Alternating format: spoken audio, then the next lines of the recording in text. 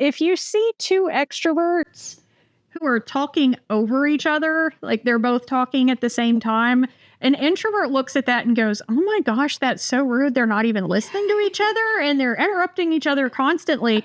And I always try to explain, and you correct me if I'm wrong here, but when you see that, that's actually two extroverts thinking. So they need to talk it out in order for the thoughts to, process like they're supposed to. And so they're not actually interrupting each other. They're just both thinking at the same time. Yeah. Our think tank is simultaneously happening on the outside. If you see a group of silent introverts, they're thinking, and they'll tell you later, maybe if they come to the decision that that's the appropriate thing to do. Right. I had a team of people, and there were a couple of extroverts on the team that I used to, like a leadership team that I used to work on a lot. And we had an introvert in that group, really one of the most brilliant minds I've ever been around, ever. She taught our AP Calculus course. If you're listening, Jen, shout out to you. She taught our AP Calculus course, and she went to law school. She's a deaf interpreter. She used to choreograph. She repped for softball and volleyball. So she's one of those really pathetic, sad people that doesn't do it. She can do her own thing. She's a dream thing. But in that space, she would see all of us doing that, right? Like that extroversion, kind of like interrupt, talk over, whatever. And she's like, I desire so much to value what you guys are saying, but I'm going to put it on the whiteboard.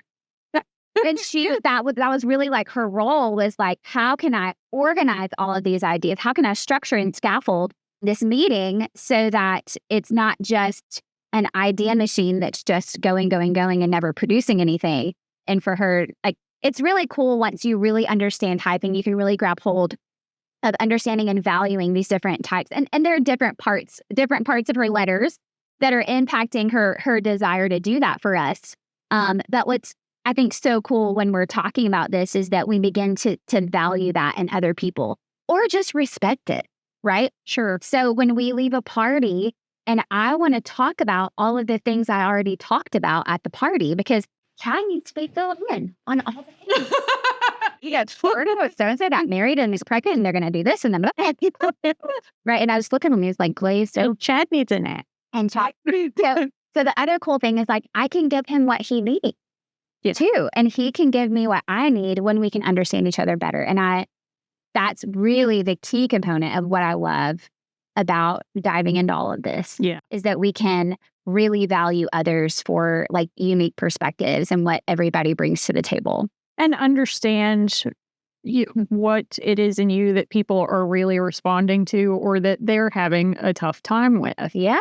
So just knowing, this is why I am the way I am is really helpful with that.